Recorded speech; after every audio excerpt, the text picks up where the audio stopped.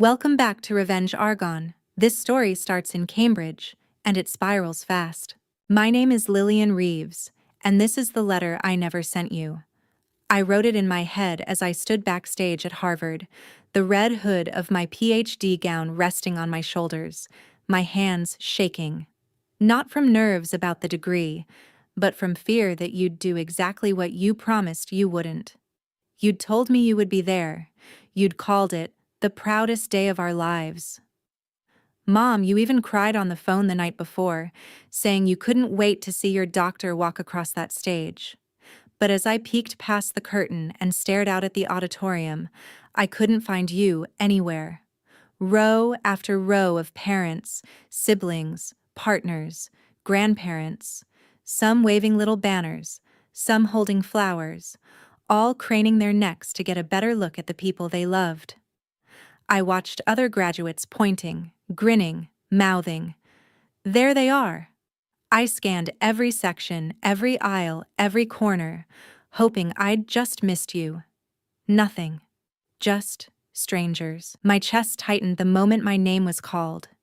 Years of sleepless nights, brutal exams, failed experiments, revisions, conferences, and the crushing loneliness of a PhD, all of it leading to this, and I was walking out into the roar of applause as if I belonged to no one.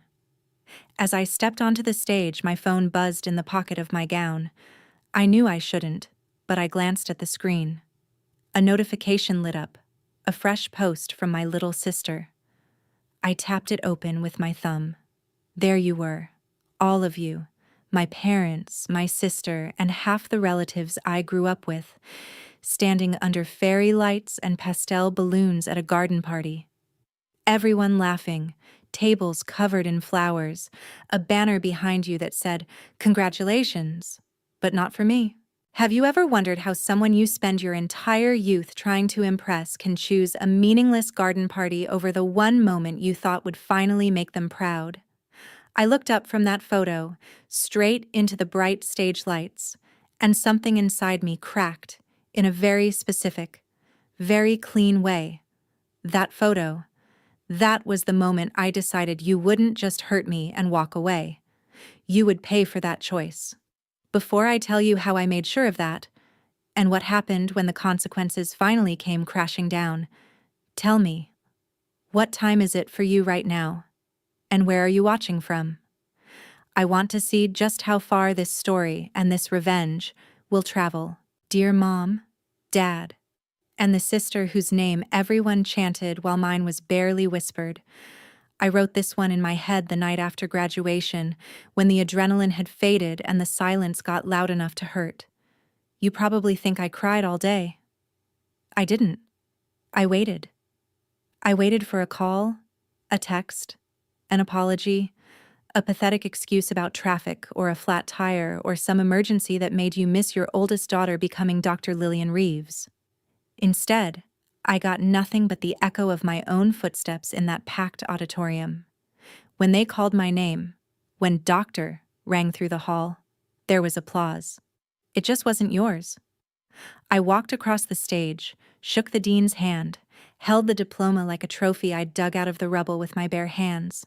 The crowd clapped, some people cheered, and the cameras flashed. To everyone else, it probably looked like a perfect moment.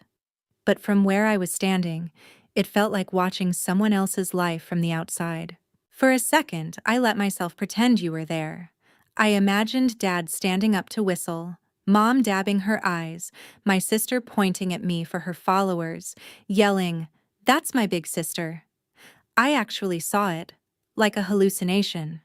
In my mind, I saw a little girl version of myself, maybe 8 years old, standing at the edge of that stage in a too-big dress, clutching a plastic science fair ribbon. Next to her was my sister, younger, smug, already basking in a spotlight that didn't belong to me.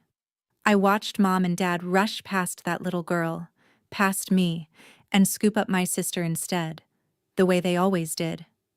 Quick cut, like a movie. My sister with a soccer trophy, my parents cheering, my sister with a tiara, my parents filming. My sister blowing out candles while I held the knife and the plates.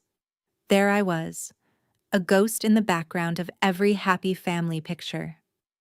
That's what I saw when I looked out at that auditorium. Not you in the seats. Just years of being almost enough. And then, right after the applause faded and I stepped off the stage, my phone buzzed again. I shouldn't have looked. I know that. But I did.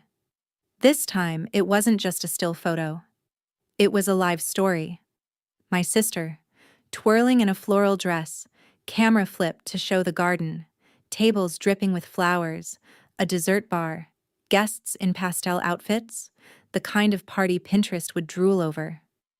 The caption read, "Garden celebration for the best day ever." The camera panned, and there you were. Mom, laughing as you poured champagne into glasses. Dad grilling and telling your big stories like you weren't supposed to be somewhere else. People clinking glasses, yelling cheers, and "You must be so proud."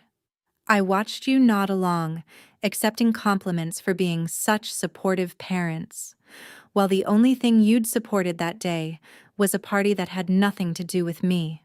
Tell me, what do you think runs through someone's head when they're standing alone on a stage, the whole world watching, and they know their family is laughing a few miles away under string lights and rented tents? When I finally got back to the hallway after the ceremony, everyone was busy taking pictures. Friends pulled their parents close, tossed their caps into the air, kissed partners, hugged siblings. I stood off to the side, clutching my diploma so hard my knuckles went white. I took one photo alone in front of a Harvard banner because it felt like an obligation, not a celebration.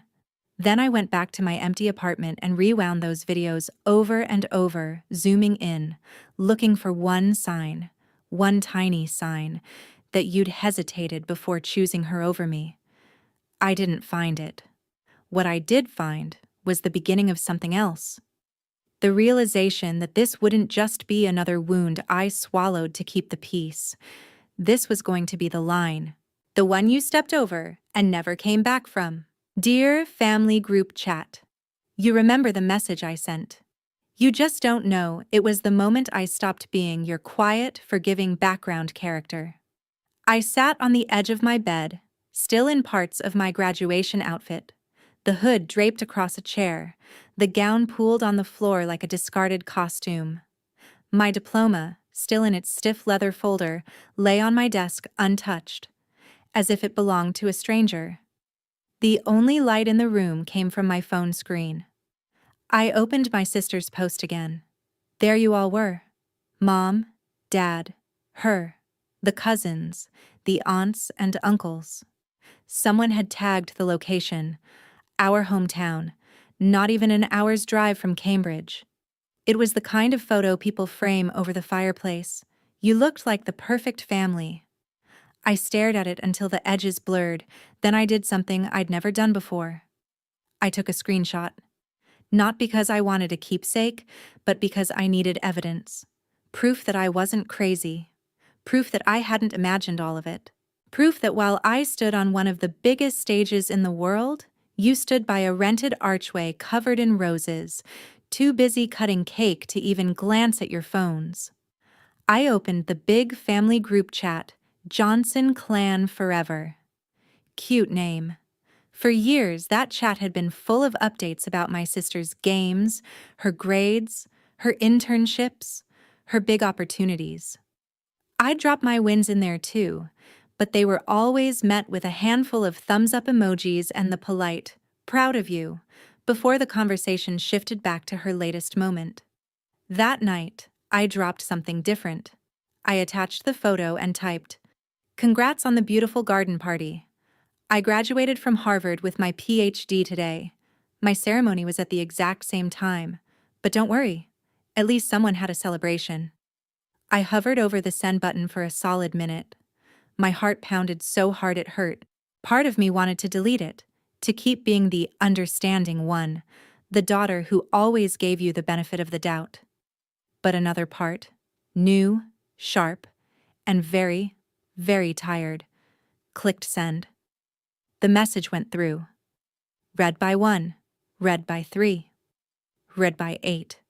The little typing bubble popped up from Aunt Linda, then disappeared. Then from Uncle Rob. Gone again. For a few seconds, the screen danced with those bubbles, people starting to respond, stopping, starting again. Then, silence. Finally, one message. Wait. They skipped your ceremony? Another. Today was your graduation, Em? Why didn't your parents just go to that? Then, from Aunt Linda again. I thought this party was for you too. The chat stopped being a place for cake photos and baby announcements and turned into a slow-motion car crash. Questions stacked up. No one answered. I watched as Mom privately messaged me. Lillian, can we talk about this later? Don't make a scene in the family chat. You're making your sister feel bad. That was cute. I ignored it. In the group, I typed one more sentence. Don't worry, everyone. They made their choice. I just wanted a screenshot of it. Then I muted the chat. What you didn't see, and what I'm telling you in this letter, is what happened inside my head afterward. For the first time in my life, the shame wasn't mine to carry. I laid it neatly at your feet, handed it back without raising my voice, without a tantrum, without begging. Just a screenshot and one cold, clean sentence. I didn't scream. I didn't curse. I didn't block any of you. I just let you sit in the discomfort of being exposed. That was the first small crack in the perfect image you'd worked so hard to project. And it was only the beginning. Dear Mom, this letter is about the thing you'll never admit, even to yourself. The day I found out what you did with my graduation fund.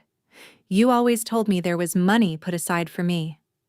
For your big day, you'd say. For when you finally finish that PhD and we throw you the party you deserve. You said it when I got into Harvard. You said it when I passed my qualifying exam. You said it whenever I panicked about bills or rent or conference costs. Don't worry, honey, we're saving for your moment. After the ceremony, after the garden party, after the group chat imploded into silent judgment, I told myself that at least the fund would still be there. Maybe you'd messed up once, but you'd fix it. Maybe we'd have a late celebration.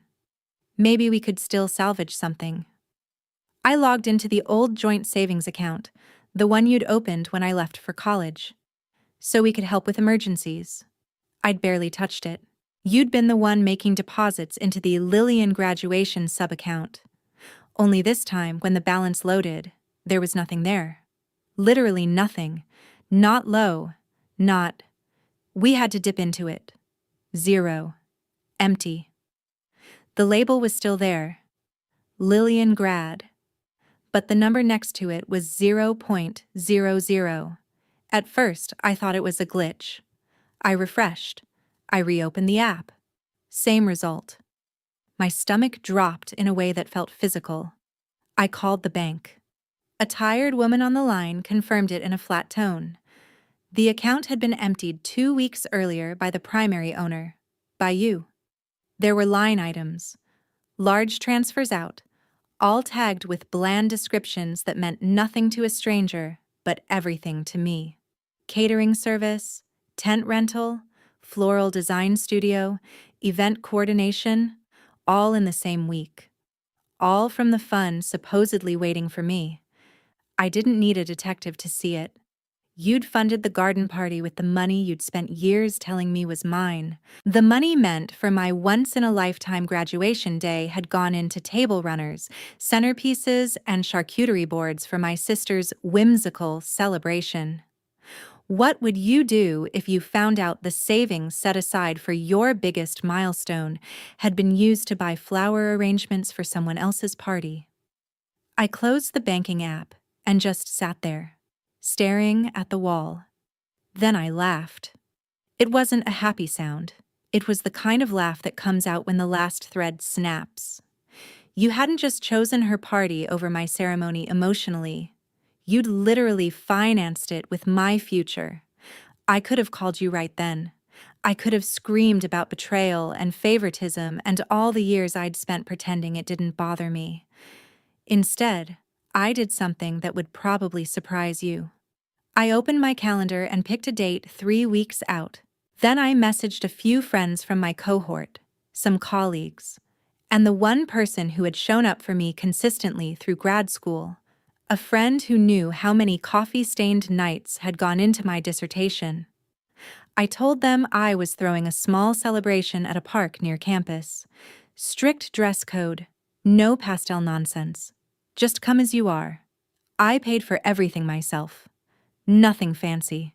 A couple of folding tables, some takeout trays, cheap plastic cups, a store-bought cake with Dr. Lillian written on it in icing that looked like a kid's handwriting.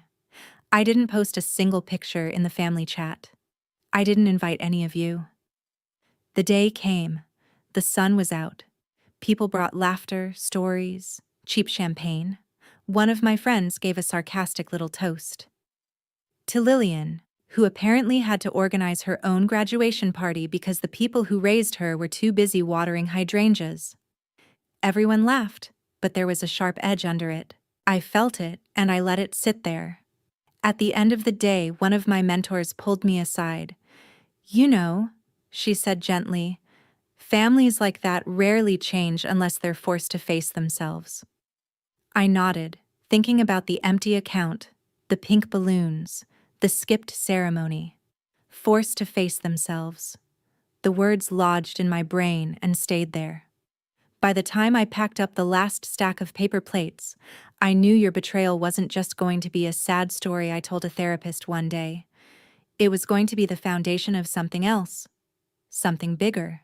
Something that didn't end with you getting away with it. Dear Dad, you always loved saying, "Life has a funny way of balancing things out." I wonder if you remember saying that when Mom called me, voice shaking, a few days after the garden party. You probably thought I didn't know about the money. You definitely didn't think I knew how bad the weather turned. One thing about New England, storms move fast. I wasn't watching the sky that day. I was in a lab, running experiments, trying to pretend that my family's absence was a bad dream. But my phone buzzed that evening with a news alert about sudden thunderstorms, flash flood warnings, high winds ripping through backyards and neighborhoods. I didn't make the connection until later, when Mom finally called. "Lillian?"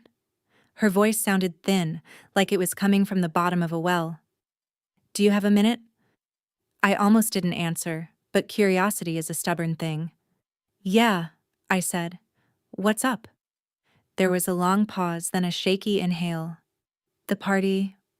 Well, you probably saw the pictures. It was beautiful at first. Really beautiful. But then the weather turned. The tents collapsed. The decorations were ruined. The power went out. Guests left early, some before we even sang. Your sister was devastated. She says it was the worst day of her life." I listened in silence, waiting to see where this was going. We lost a lot of money, Lillian," Mom continued. "We had to pay for damages. Insurance won't cover everything. Your sister is heartbroken. We're trying to fix it. But it's, hard." Another pause. Then the real reason for the call. "Sweetheart, we were wondering, could you help us out? Just a little. You're the responsible one. You're going to be making good money soon. Maybe you could loan us something to get through this mess." Loan. As if there was anything left that you hadn't already taken. I pictured the zeroed-out account, the transaction list with event services, lined up like an accusation. I pictured the photo, the one where you were all smiling under a clear sky, moments before it all fell apart. "So let me get this straight," I said slowly. "You emptied the money that was supposed to be for my graduation to pay for a garden party you scheduled on the same day as my ceremony. Then a storm wrecked it. And now you want me to pay to fix it?" Dad's voice cut in from the background, gruff and impatient. "We're family, Lillian. We help each other. Your sister needed a special day. Things went wrong. That happens. You can't hold a grudge forever." "I'm not holding a grudge," I replied calmly. I'm just keeping the bill where it belongs. Mom sniffed. We didn't mean to hurt you. We thought we could make it up to you later. Please, honey, your sister is in pieces. She said she felt like the universe punished her. I almost laughed. If the universe punished anyone, it started with me, I said. You chose her party over my ceremony. You chose to spend my graduation fund on decorations. You chose to gamble with money that wasn't yours. Now you can choose how to dig yourselves out. But I'm done paying for choices I didn't make. Dad huffed. This is ridiculous. After everything we've done for you? Everything you've done for me? I cut in, finally letting some steel slip into my voice. You mean like skipping my Harvard PhD ceremony so you could pose under fairy lights? Or like using my savings on someone else's event? I think I've paid you back with interest. The silence that followed was dense, heavy. I could almost hear you both blinking. So that's it? Mom whispered. You're just going to leave us to deal with this alone? I looked at the framed diploma on my wall. I thought about the cheap park party, the group chat, the empty account, the screenshot. You left me alone first, I answered. I'm just finally matching your energy. I didn't shout. I didn't cry. I simply said, no. It was a small word, but it felt like flipping a massive switch. That no was a door closing, not quietly, but with the firm finality of a lock sliding into place. Later, when you told relatives your version of the story, that your ungrateful eldest daughter refused to help when a storm ruined her sister's special day, you left out the part where the storm only exposed what you'd already destroyed. You'd broken the foundation long before the sky opened up. By then, I was already planning how to make sure the rest of the world saw the cracks too. Dear Internet, you don't know my name in this letter, but you know the story. You turned it into something my family couldn't hide from. Months after graduation, I was invited to present at a major conference in San Francisco. It was huge. Packed rooms, big names, panels with people I'd cited in my dissertation. Professionally, it was a dream. Personally, it became something else. The presentation itself went smoothly. I walked onto that stage with my slides cued, my research polished, my voice steady. I talked about my work, answered questions, and felt, for the first time, like I was standing somewhere on my own merit, no longer auditioning for my family's approval. It was during the Q&A that everything changed. A woman raised her hand and asked, "What kept you going during the hardest parts of your PhD? How did you stay motivated when it felt like no one understood what you were sacrificing?" I could have given the safe answer: passion for the subject, curiosity, discipline, but something in me shifted. I thought about the empty seat at my ceremony, the garden party, the zeroed-out account, the call asking for money. And I heard myself say, honestly, what kept me going was realizing, far too late, that I was chasing approval from people who never actually showed up. The room quieted in that particular way. That means everyone's listening. I continued. I told a shorter, sharper version of the story. How I'd spent a decade working toward a Harvard PhD. How my parents promised they'd be there. How they skipped the ceremony to attend my younger sister's elaborate garden party at the same time. I told them about the photo that popped up on my phone as my name was called. About the graduation fund drained to pay for decorations. About the phone call asking me to cover the damages when a storm wrecked the party they'd chosen over me. I left out names, locations, specific identifiers, but I didn't soften the emotional truth. I finished with, at some point I realized my worth couldn't hang on people who didn't bother to put me in their calendar. So I stopped waiting for them and started building a life that couldn't be taken away by their choices or by bad weather. There was a beat of silence. Then the audience applauded. Not the polite kind, but the kind that hits you in the chest. People came up to me afterward, some with tears in their eyes, sharing stories of their own. Parents who didn't show up, siblings who stole the spotlight, families who treated their success like a threat instead of a joy. Someone recorded that Q&A on their phone. They posted the clip online with the caption, "She got a Harvard PhD." Her parents skipped the ceremony for her sister's garden party. The title did the rest. Within days, the video started spreading. Comments poured in. Thousands of strangers outraged on my behalf, dissecting every detail, calling my parents monsters, calling my sister selfish, coining phrases like garden party parents and storm karma. I didn't ask anyone to attack you, but the story had hit a nerve. People who'd never met me were suddenly defending the version of me you'd never bothered to see. Some of our extended relatives saw it. A cousin sent me a screenshot of the video in the family chat. "Is this about you-know-who?" The chat went quiet again. But this time, the silence wasn't mine to bear. It was yours. My sister's friends began to connect the dots. A few unfollowed her. Some sent her links. "Is this your family? Wait, wasn't your big garden party the same weekend?" Her carefully curated online persona, the one built on aesthetic brunches and sister goals captions, started to crack. People stopped seeing her as the charming golden child and started wondering what kind of person celebrates under fairy lights while their sibling walks alone across a stage. Then came the ripple effects. The company she worked for, one that flaunted diversity, inclusion, and supportive culture in every marketing campaign, was suddenly being tagged under that viral clip. "Is this the kind of family values your employees live by?" Enough commenters asked. "HR doesn't like that kind of attention." They opened an internal review, not just into her, but into the small team her manager ran, one that just happened to be staffed mostly by her friends and their referrals. Words like nepotism and unethical favoritism started appearing in internal emails. Officially, they called it a routine ethics review triggered by public concern. Unofficially, it was damage control. My sister was temporarily suspended pending investigation. She called me once during that time. I didn't answer. I listened to the voicemail, though. Her voice was raw, shaking. "Lillian, I know you didn't say our names, but everyone knows it's us. I can't walk into the office without feeling like everyone's staring. People are talking. They say I'm heartless. They say our parents are abusive. Please, can we just talk?"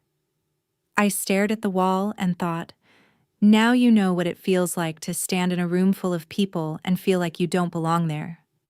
Mom's messages got more fragmented, less defensive, more frantic. "Your father isn't sleeping. I can't go to church without wondering who's seen the video. Your aunt asked me point blank if it was us. Your sister hasn't stopped crying." She said these things like facts that should make me rush in and fix it. But I'd finally learned the difference between cruelty and consequence. I didn't ask the internet to pick sides. I just told the truth in a room full of strangers and stopped covering for you. The rest was your own reflection staring back at you from a screen you couldn't control. Dear Mom, Dad, and the sister who finally ran out of shortcuts, this is the last letter. The one I actually put on paper. The one I burned. Months after the conference, after the viral video, after the ethics investigation at my sister's company started to dig up more than anyone expected, I was invited to speak at another event, this time not just about my research, but about resilience, boundaries, and the hidden cost of being the good kid in a lopsided family. The organizers called it a keynote. I called it closure. The event was in a hotel ballroom not far from the town where I grew up. I knew there was a chance you'd show up. Shame makes people do strange things. Beg, bargain, rewrite history. I wasn't wrong. I saw you as soon as I walked in. You looked smaller somehow. Dad's shoulders hunched, Mom's eyes deepened with sleepless circles. My sister's once effortless confidence replaced with the stiff posture of someone who'd been sitting in too many meetings with HR. "You didn't approach me before the talk?" Maybe you were waiting to see what I'd say. Maybe you were hoping I wouldn't mention you at all. Spoiler, I didn't mention your names.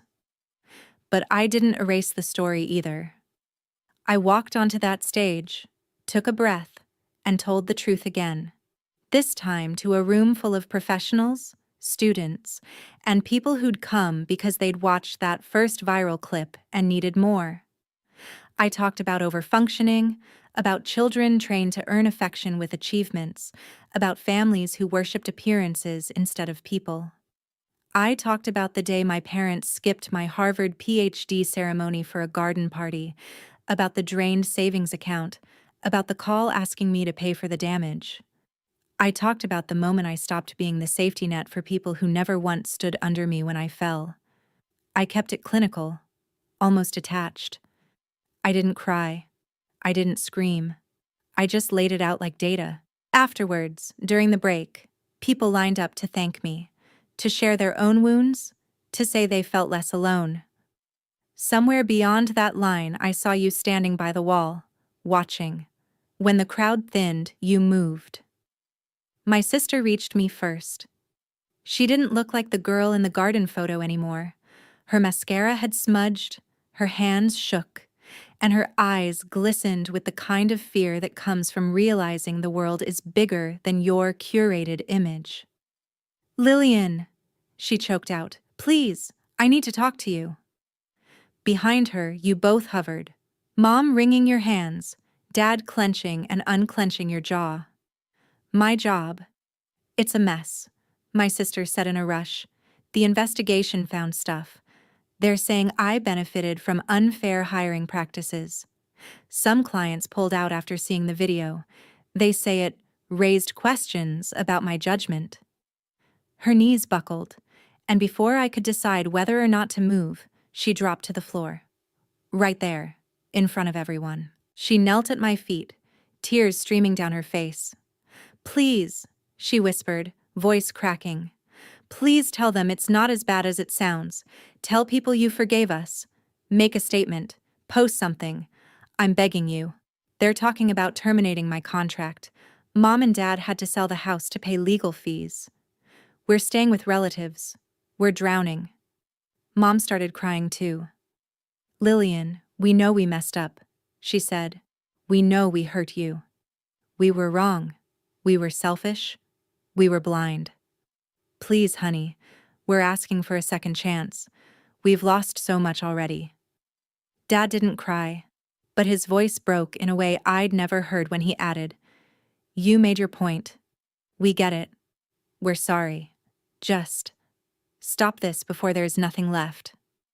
For a long moment, I just looked at you, at the people who had laughed under string lights while I walked alone across a stage, at the parents who had stolen my fund to pay for flowers, at the sister who had bathed in applause that was supposed to be shared, at the family who'd finally been forced to live in the emptiness they'd carved out of me.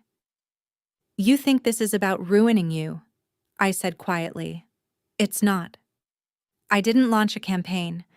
I didn't name you. I told my story. The rest? That's just the world seeing you the way I've seen you my whole life." My sister sobbed harder. "I know, okay? I know I was awful. I was selfish. I used you as a prop when it made me look good and ignored you when it didn't. I'm sorry. I'm so, so sorry. Can't we just start over?" I knelt down, not to comfort her, but to make sure my words landed exactly where they needed to. "You took everything from me," I said, my voice low but steady. "Every spotlight, every chance, every ounce of room I might have had to just exist without being compared. You took my graduation day, my savings, my family, and you never looked back. Now I'm taking something back. Not by lying, not by scheming, but by refusing to cover up for you anymore." I stood up slowly. "I won't make a statement. I won't tell anyone to stop talking. I won't come online and say, 'We're all good now,' so you can rebuild your image on top of my pain one more time." My sister clutched at my hand. I gently pried her fingers off. I hope you find a way to live with what you've done, I said.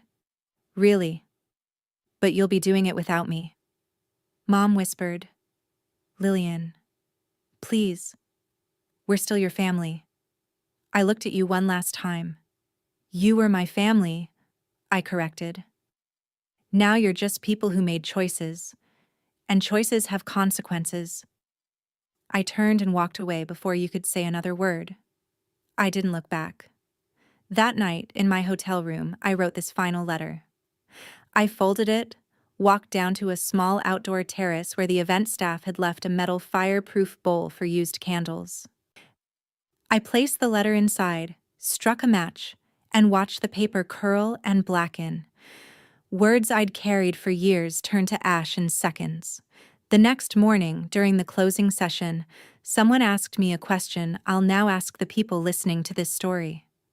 If you were in my place, if you were the child they left sitting alone on graduation day, would you give them a second chance? Or would you finally let them choke on the bitter taste of their own bad choices? Our team at Revenge Argonne is dedicated to creating meaningful, emotional storylines that carry strong life lessons. We promise that this is a work of fiction, carefully crafted to deliver valuable educational messages and positive reflections for our viewers. In this story, the true villains are the parents and sister who choose image, favoritism, and comfort over love, respect, and fairness. Their actions show how selfishness can destroy trust and family bonds. If you were in Lillian's place, how would you deal with them? Would you give them another chance? Or let them face the full consequences of their choices?